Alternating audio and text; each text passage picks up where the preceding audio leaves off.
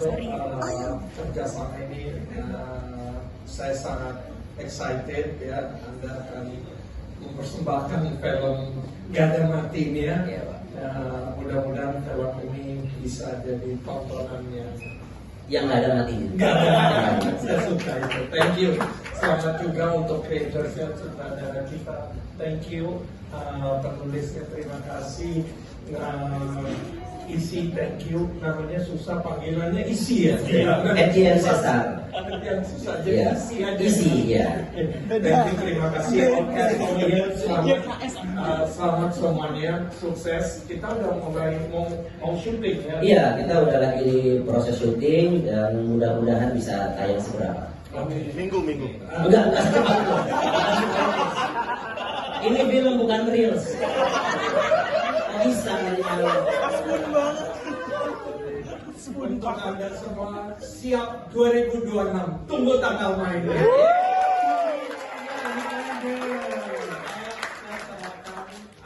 Mungkin saudara Cok bisa lebih jelaskan apa konsepnya, apa film ini, dan silakan. Oke. Sebelumnya terima kasih teman-teman untuk sudah meluangkan waktunya di acara press conference film Gak Ada Matinya ini. Ini adalah sebuah kerjasama antara saya dengan MD Pictures dan ini adalah pertama kalinya debut saya sebagai seorang produser gitu.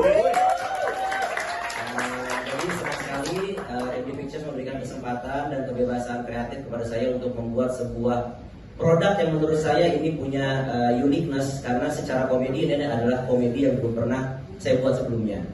Dimana biasanya komedi ya selalu kalau nggak drama keluarga, komedi atau dengan romance. Nah ini kita memasukkan sedikit unsur ada kematian, ada dark komedi di dalamnya. Karena menurut saya memang kadang-kadang sudut pandang komedi itu bisa datang dari mana saja, meskipun itu dari sebuah tragedi gitu. Nah inilah premis utama yang melandasi film Gak Ada Matinya. Ketika ada seorang anak kelilit hutang KPR, dia nggak akrab sama bapaknya, harusnya dia bisa minta tolong sama bapaknya, tapi dia gengsi karena dia nggak akur sama bapaknya. Tiba-tiba bapaknya meninggal, terus dia udah merencanakan dapat uang asuransinya, tiba-tiba di perjalanan bapaknya bangun lagi karena cuma mati suri. Nah itulah yang akan jadi premis perjalanan apa yang akan terjadi antara Bimsar dengan bapaknya Luhut gitu ya, yang akan menjalani sebuah kucing-kucingan begitu ya dalam kemasan yang sangat komedi dan tentunya akan banyak sentilan-sentilan kritik sosial juga di dalamnya. Ada hubungan relationship antara anak dan ayah, lalu antara istri dan suami, dan banyak hal yang bisa layer-layer emosi yang bisa ditampilkan dalam film Gak Ada Matinya ini. Makanya saya senang banget karena Pak Manus juga memberikan keleluasaan kepada saya untuk membuat karya yang mungkin kalau bahasa saya seliar mungkin gitu, yang bisa dibuat, dan ini akan menjadi sesuatu yang beda yang pernah dirilis oleh MD Pictures. Itu sih kalau dari saya. Tepuk tangan dong buat Pak Kaco. Yang bagian jelek, namanya tadi emang bikin eye-catching ya? Iya, karena memang selaras dengan premisnya juga. Karena bapaknya ternyata nggak ada matinya. Oke, sekali bulan buat Mas Kaco dulu. Sekarang kita ke Mas Etienne Cesar. Silakan ada yang mau disampaikan ke teman-teman media yang hadir hari ini. Ya terima kasih sudah datang, sudah menyempatkan waktunya ke sini. Saya senang banget akhirnya dikasih kesempatan sama. Hari pertama membaca naskah Pak. Seperti apa tanggapannya?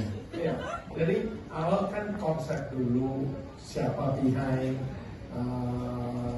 dari tim kreatif sodorkan konsep ini, pemainnya, awal-awalnya masih sekarang perubahannya udah jadi beda banget, tapi awalnya itu waktu saya dapat oke.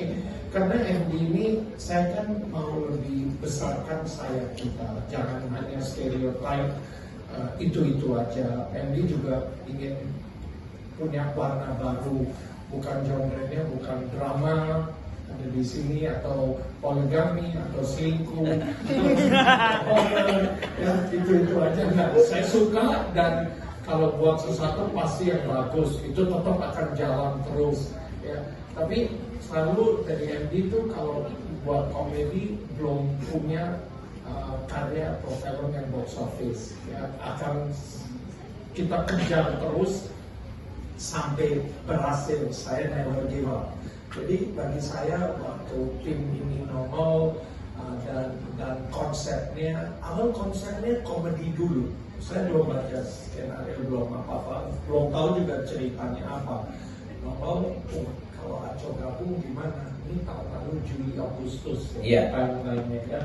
Terus saya bilang, wah itu keren banget. Jadi warna baru karena kita perlu orang-orang yang punya bakat yang luar biasa, menaikkan MD punya level lagi lebih luas MD. Saya nggak mau stereotype.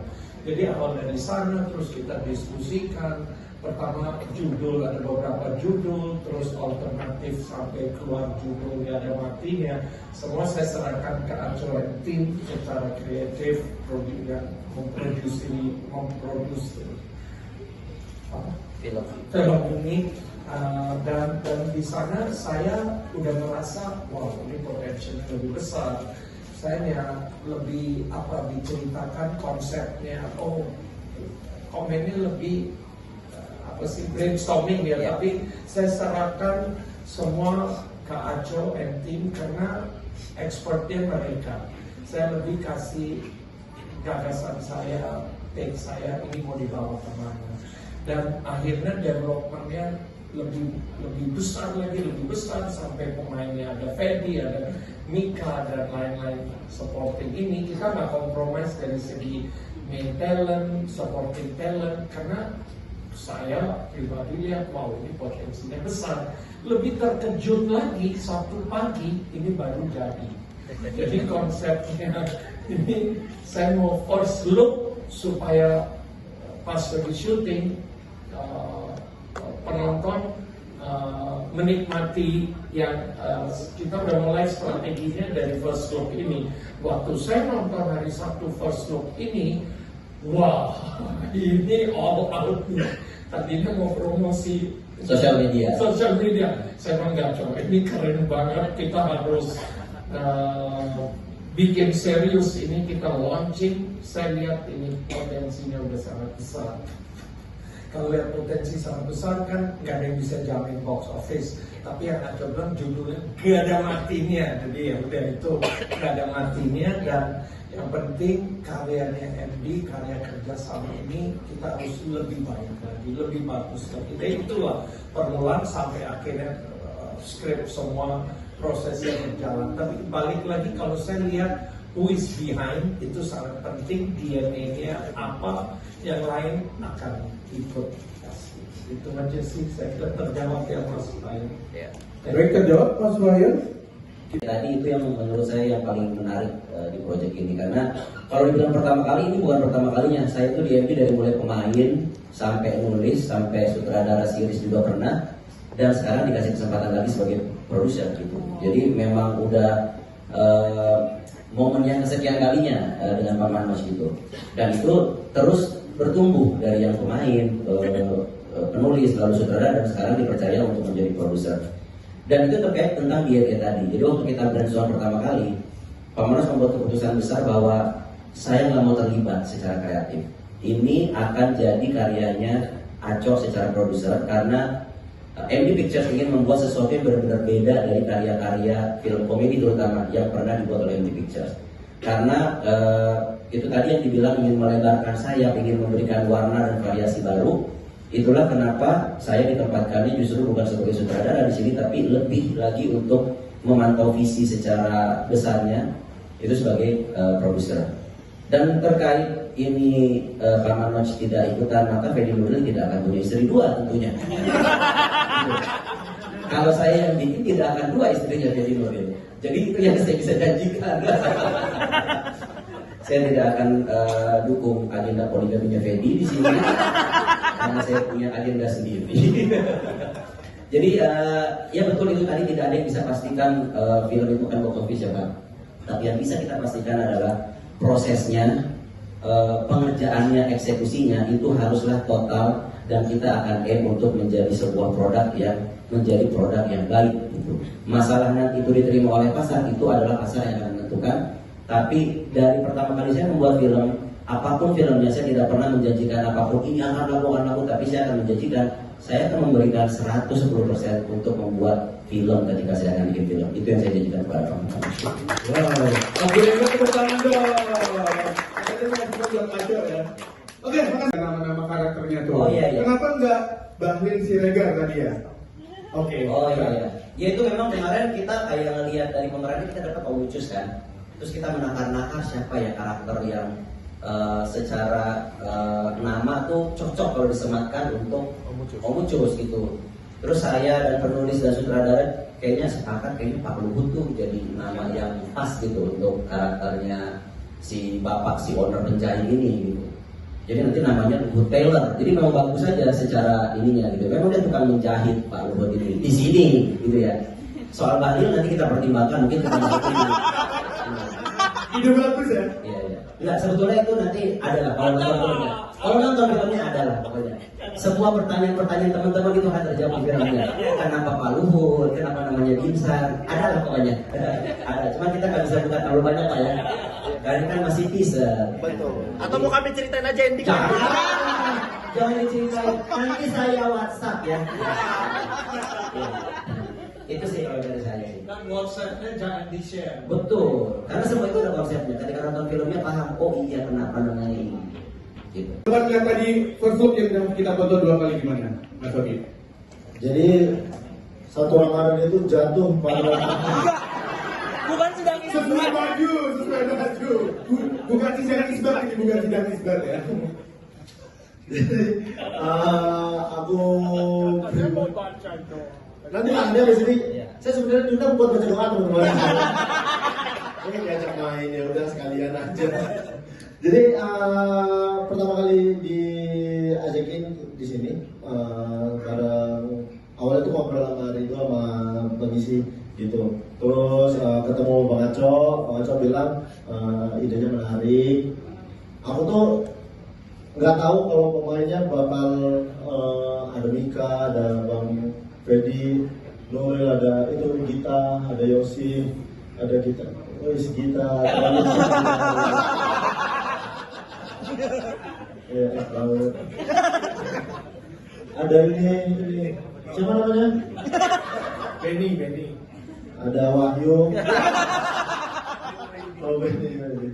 Terus kita dikumpulin jadi satu, membaca sinopsisnya. Dari rating aja kita udah ketawa-ketawa gitu. Bacanya, ceritanya semua segala macam. Mudah-mudahan sih, minta doa dari semua.